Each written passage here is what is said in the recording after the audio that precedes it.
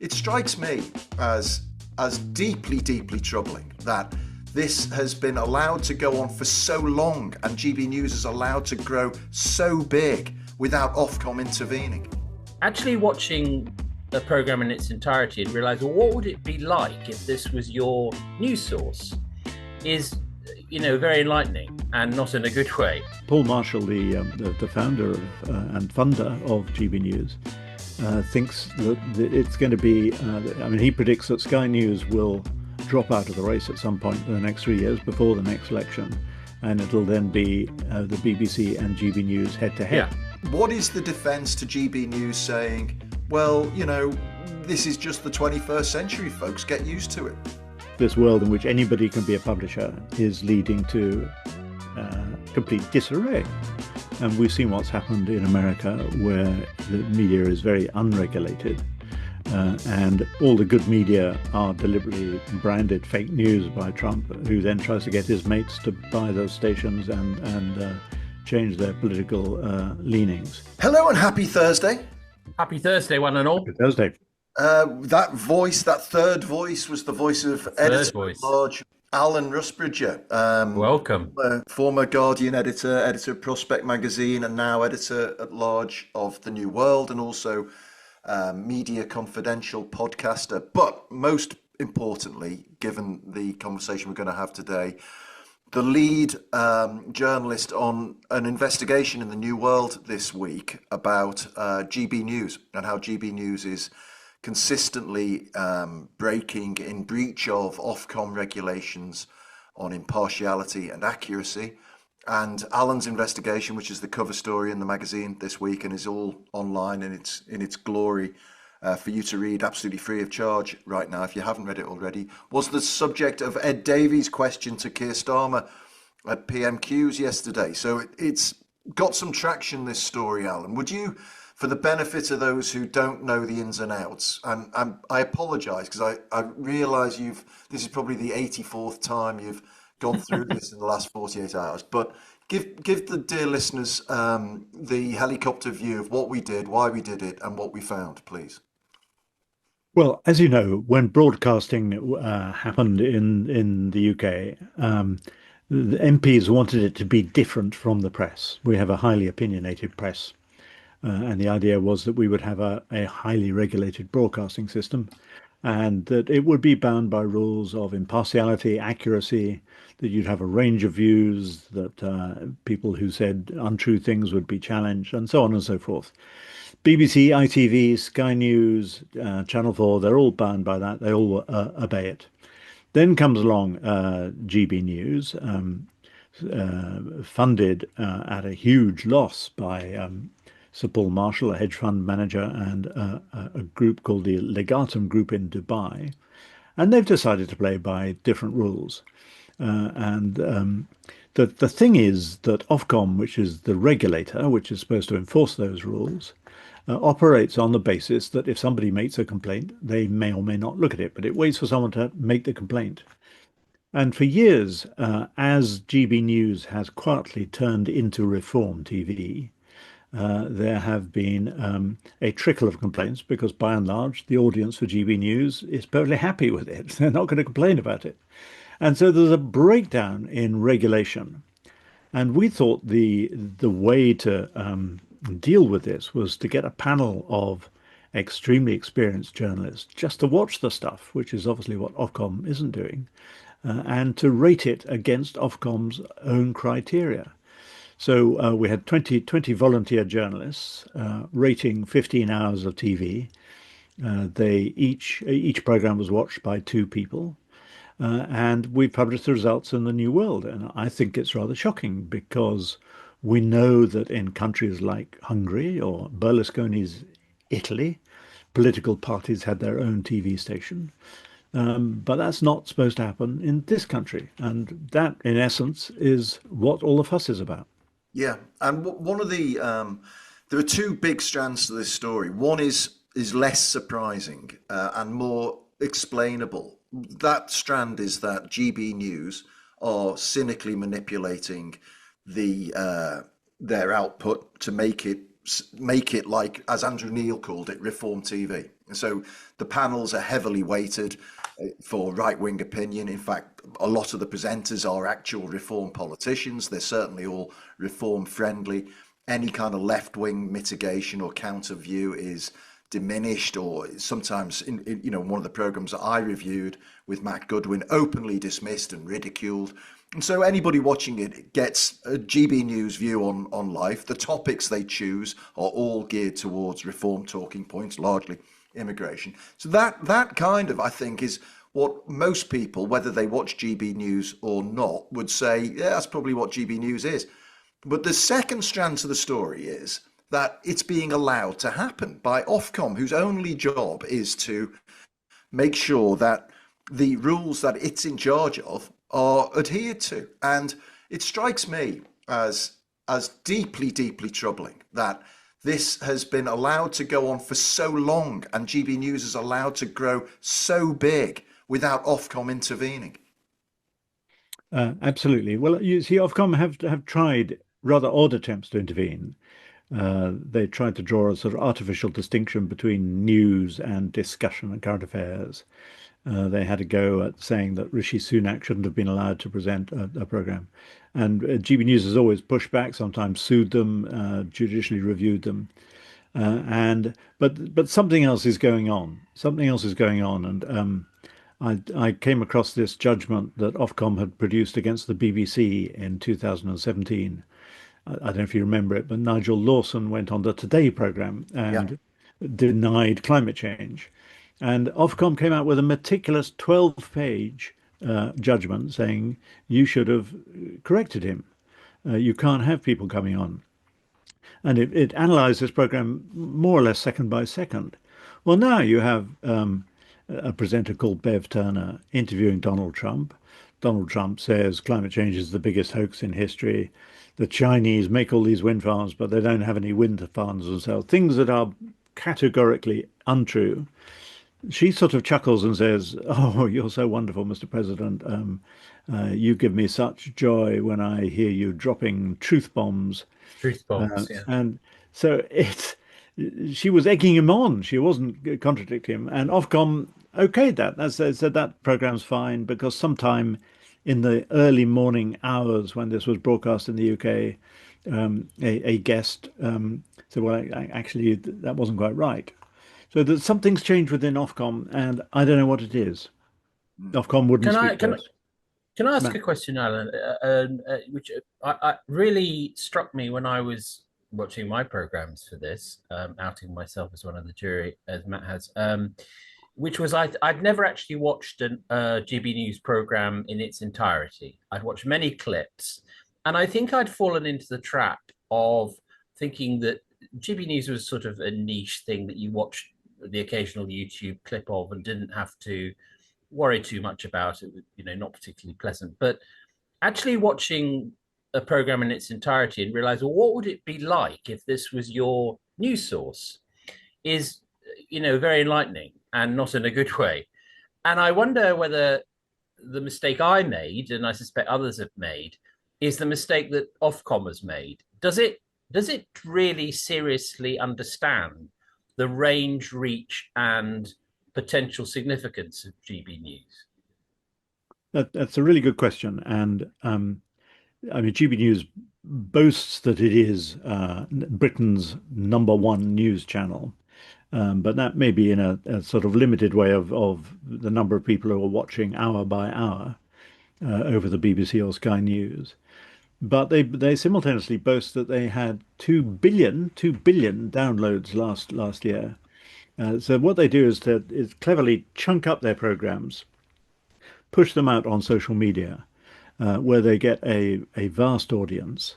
And so I think, and Paul Marshall, the founder of and funder of GB News, thinks that it's going to be. He predicts that Sky News will drop out of the race at some point in the next 3 years before the next election, and it'll then be the BBC and GB News head to head. Yeah. So it is really important. Sorry, Matt, please carry on. I was just going to say, I'm not clear on whether Ofcom has said anything about this, but do you think that Ofcom institutionally grasps everything you just said, Alan.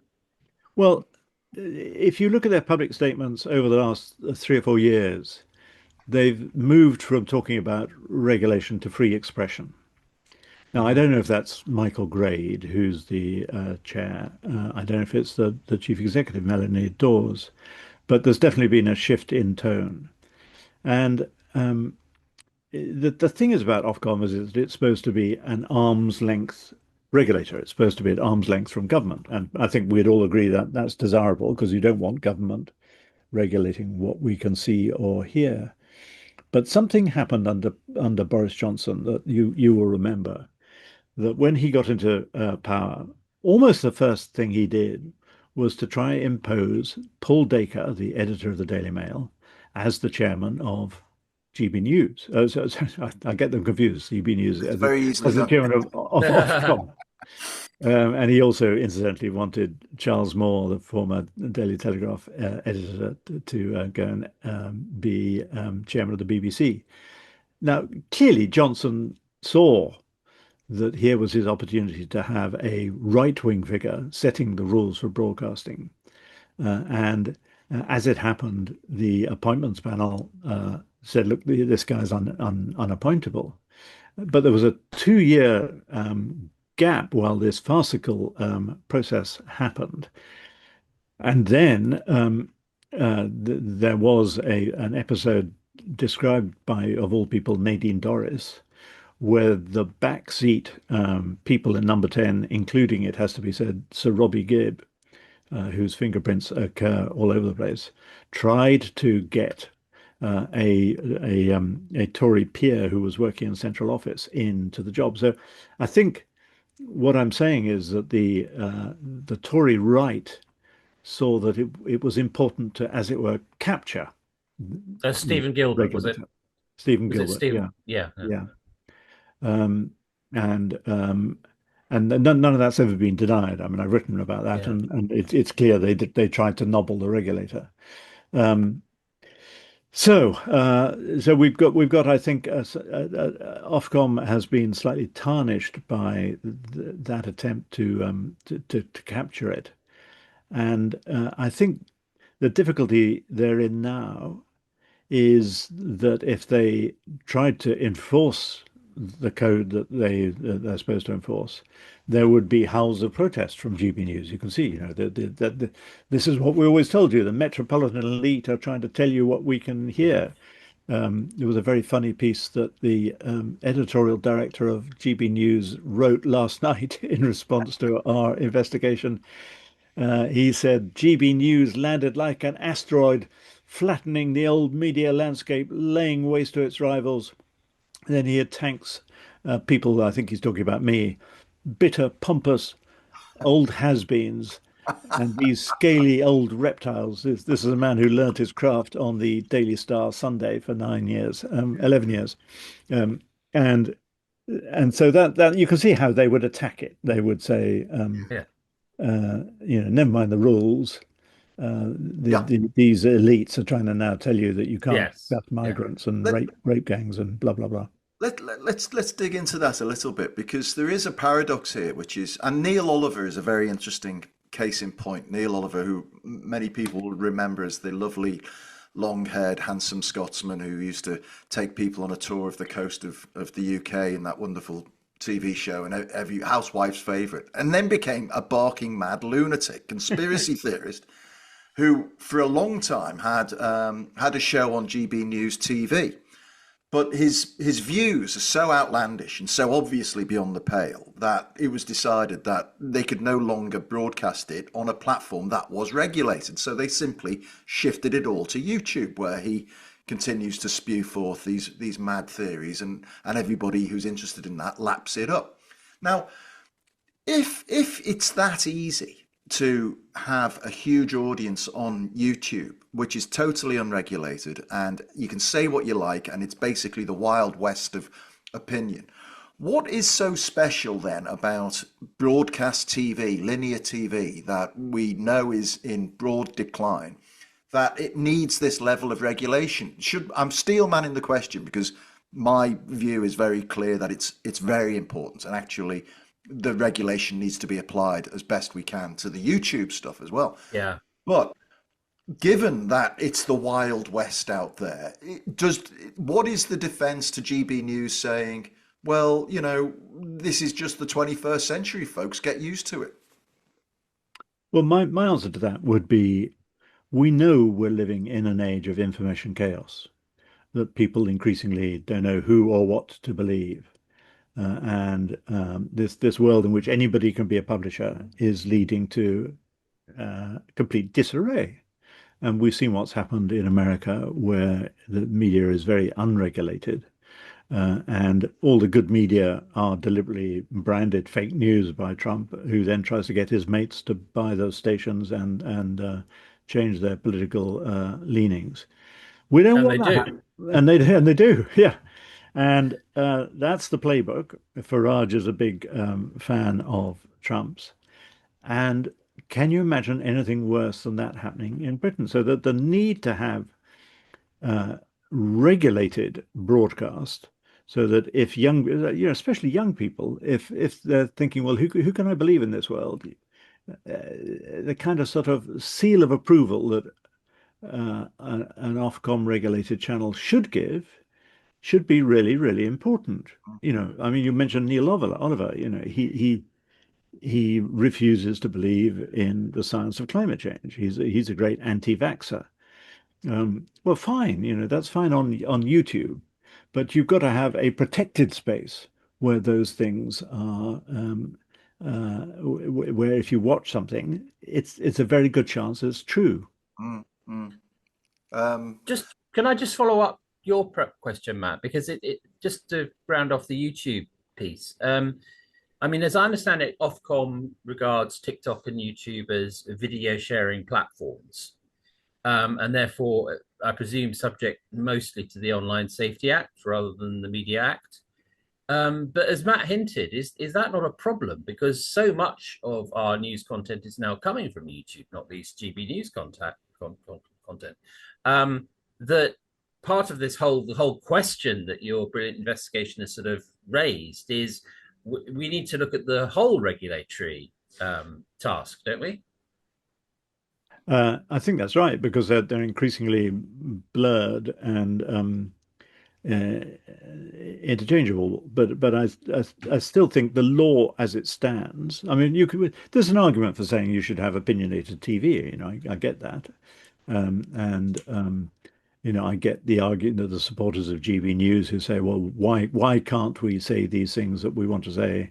That's fine, but that's not what the law says. And I understand. if all that was happening on YouTube, fine. That's Different. where Piers Morgan lives, on YouTube, and he probably makes a very good living off it. But it's not what the law says. And if we're going to change the law, we should have a debate in Parliament about that. Yeah. yeah, right. I'll tell you what, let's take a very quick break because I want to come back and answer some of the questions people have been asking about, well, what's different between what you've done from a partisan newspaper point of view, pointing at GB News and what they do. Let's come back and answer those questions head on. Welcome back, dear listeners. Hope you're having a wonderful day. We're talking to Alan Rusbridger, editor-at-large at the New World, and the lead on this investigation into GB News's persistent breaches of the Ofcom code, it's a story that has got some traction, Alan. As we said, Ed Davey asked a question of it at PMQs. It's got a lot of positive response on Twitter from people who are, in our view, quite rightly appalled at what we've uncovered and laid out and given proper scrutiny to. But a lot of people are saying, well, hang on a minute, you guys are a load of lefty bedwetters and of course you hate GB News. Where's the journalistic rigor in what you've done? Just explain to people where the journalistic rigor was and why what we've done does stand up to some scrutiny. Well, each reviewer, and by the way, they're not all lefty bedwetters, but leave that alone. That's just us. Each reviewer. Speak for yourself. Each reviewer was boys, come on. Each reviewer was given the Ofcom code and then was given a form and said, can you mark this for accuracy, impartiality? for range of views and for overall compliance. And please give timestamps. So, and we've gone back over all these forms and checked all the timestamps to make sure that what they said in these forms was accurate. And they looked at things like the things that you mentioned, Matt. So if you have 4 or 5 guests sometimes on one side of the argument and only one on the other, that's not impartial. If you've chosen, there was a Matt Goodwin program where all 4 discussion points were all to do with immigration. Well, that's not impartial. That's a Reform Party talking point. That incidentally was a program which was broadcast just 4 days before he announced that he was going to be the Reform candidate. And then there was a consistent pattern of these guys at the top of the program letting the steam off, saying, "This is what I think," and then shutting down the people who argued or questioned. There's usually a token bedwetting lefty there to put the other side of the case, and quite often they're treated quite aggressively and interrupted by the host. I don't think anyone with a straight face could argue that any of this is duly impartial. Yeah.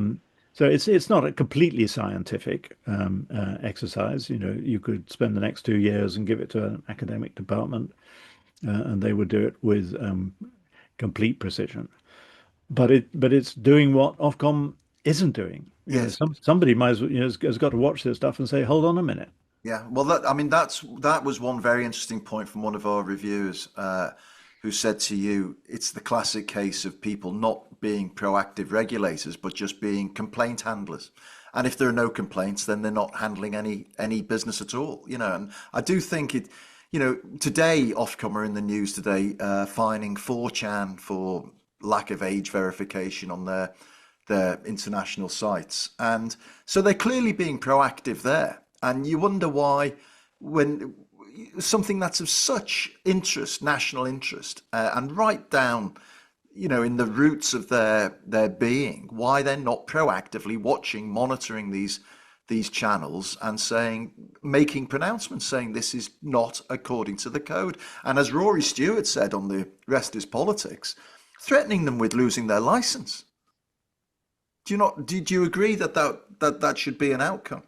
I think the threat should be there, because clearly, if you're breaching the terms persistently, I would say systemically, then it's ridiculous to say, well, you can still have your license, or to have no sanction. Of course, as I said, they will say that's the establishment ganging up on us, blah blah blah. But I think there's something which I think is quite sinister. I think because a lot of money has gone into this channel. I mean, the backers have lost well over 100 million. Yeah. And these are what do they think they're getting? There was this strange period during GB News when they just appointed a series of oddballs. Lawrence Fox, who went off and founded something called the Reclaim Party, with the backing of £4.5 million from somebody who also backs Brexit. A weird priest called the Reverend Calvin Robinson, who has hopped between 4 different denominations as he gets sacked from each one. There's Dan Wootton. I mean, if your mission is to open up the broadcasting channels to the centre and the centre left, because the centre right, because you think the BBC is lefty, which was that was Andrew Neil's vision when he started this channel. Why would you hire all these misfits and oddballs, and then you have to end up sacking them? But what's the story here? What's going on? What do you think is going on? Well, I think it is. I do think it is a deliberate attempt to give Reform a platform. Yeah, yeah. I do. I mean, you can't look at the evidence of the people they've hired since the oddball phase. Yeah. They've just hired a lot of Reform people, Brexity people, people on the right of the Conservative Party. And you wouldn't do that deliberately and spend so much money unless you had a political aim Yeah. that you wanted it to achieve. Do you think it was, Alan, part of? I mean, I think the mission is such an interesting question because, I mean, first of all, the claim to be centre right is as ridiculous as what was it Roger Ailes said about Fox? It was fair and balanced. Balanced. I mean, it's many things, GB News, but it's not centre right. I mean, there is barely a centre right in this country anymore. But I wonder whether, secondarily, I mean, one of the things that after that period you describe with people like Lawrence Fox and Calvin Robinson, there's been a much more sort of focused strategy, which is to bring together reform politicians with reform adjacent conservative politicians.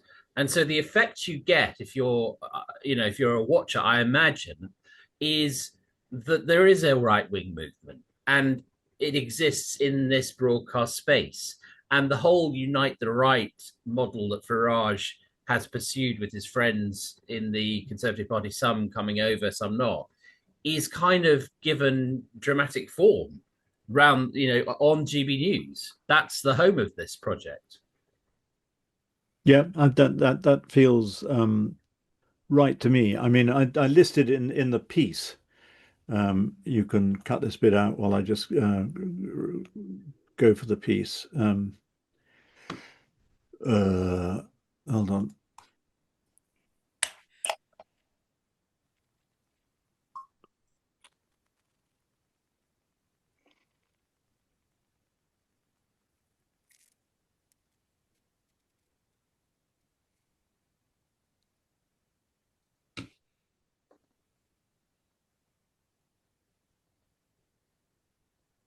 When you look at the presenters that have been hired, it is worth just considering what on earth is going on here. So once we went through that the oddball phase, then you had Nigel Farage reform, Lee Anderson reform, Darren Grimes reform, Richard Tice reform, Matt Goodwin. They're all reform politicians. The only Conservative MPs who were allowed on, all presenting their own programmes, Jacob Rees-Mogg, Miriam Cates, Philip Davis and Esther McVeigh, all from the right. And then there are these journalists, Martin Daubney, who often stands in for Farage. He was a Brexit MEP and then became deputy leader of Lawrence Fox's Reclaim Party, deputy leader of the Reclaim Party, Michelle Dewberry, a former Brexit Party candidate, Tom Harwood, a pro-Brexit activist, Michael Crick, who, that's my dog getting very excited in the background.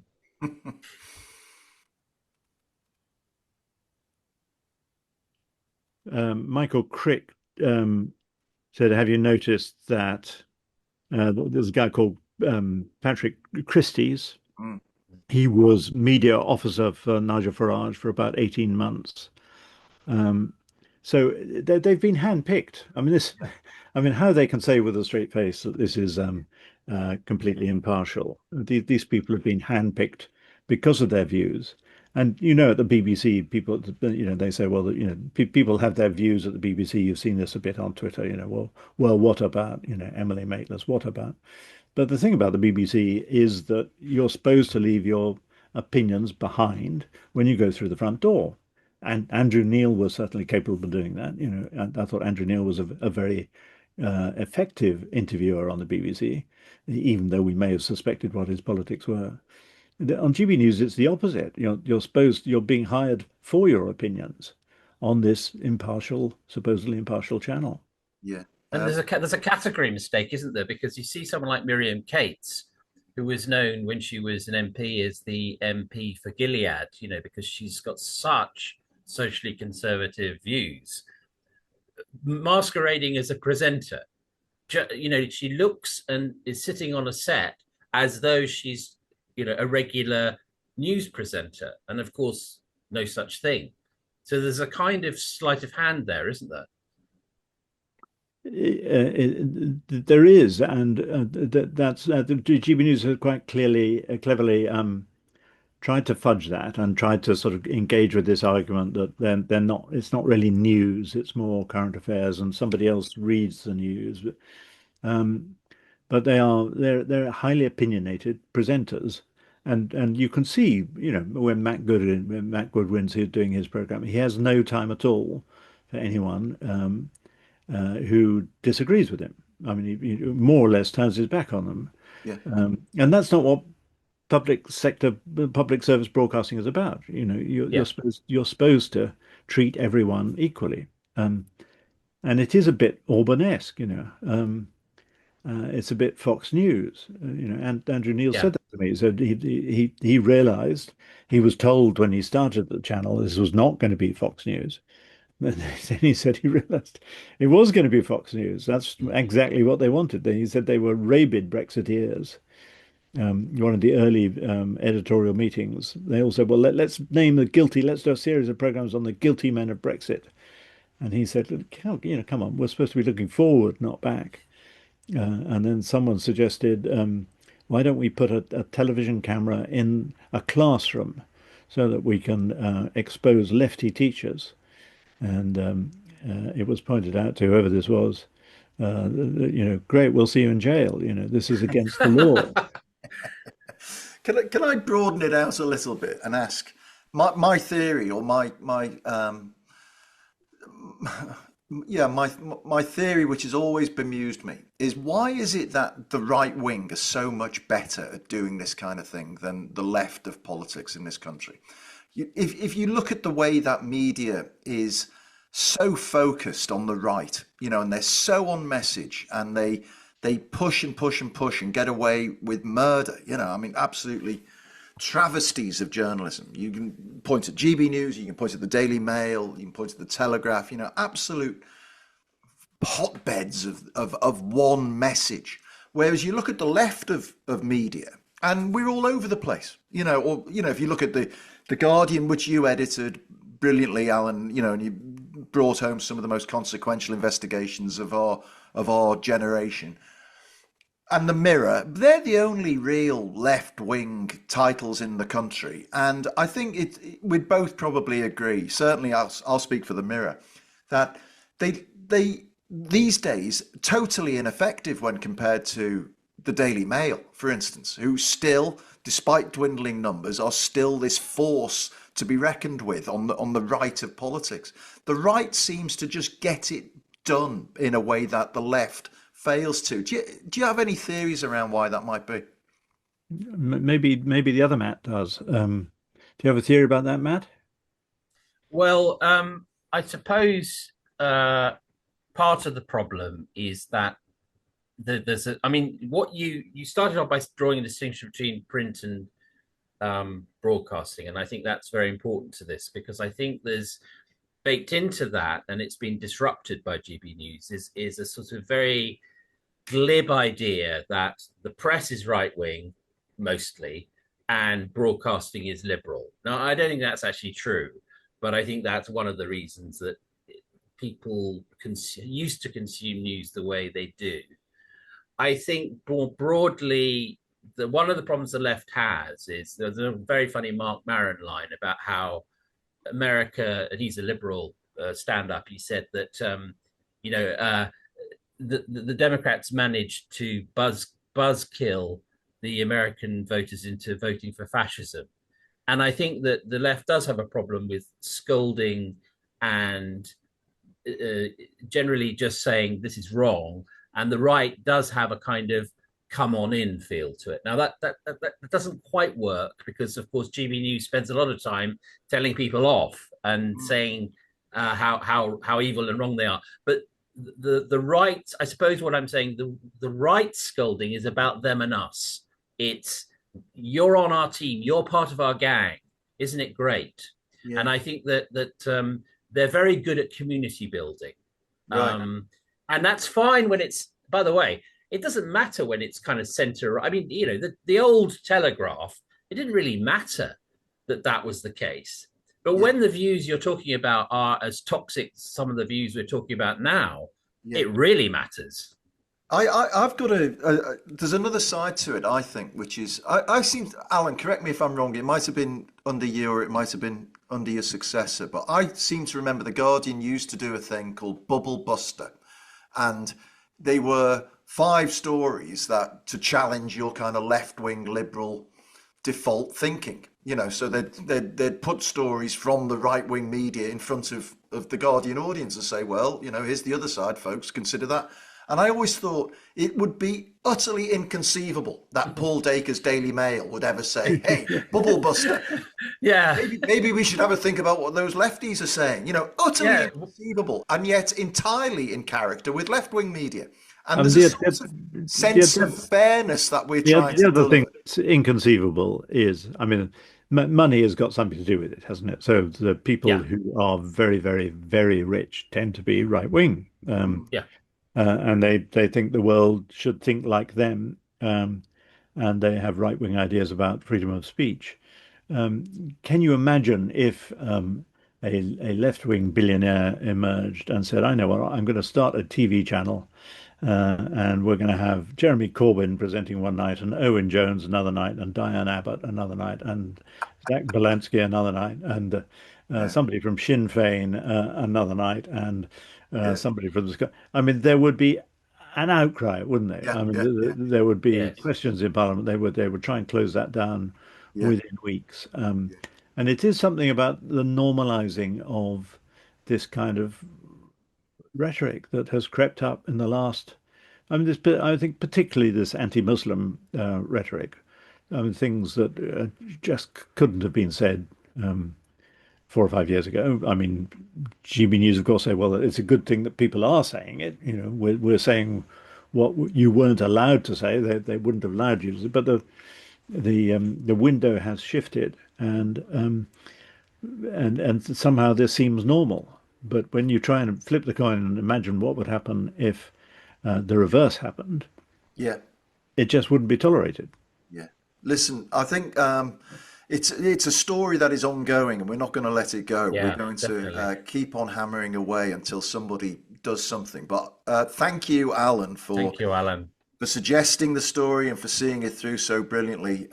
It's already had a lot of impact. We've had so much good feedback from our subscribers, which you'd expect. We've had good feedback from people who don't like what we do generally, but they think this is a very valuable journalistic exercise. So I should just return the compliment, because there are not many places that would have run 12 pages, count them, 12 pages for a subject and just said, this is so important, we're going to just give it the space that it needs. And that's a real statement of commitment.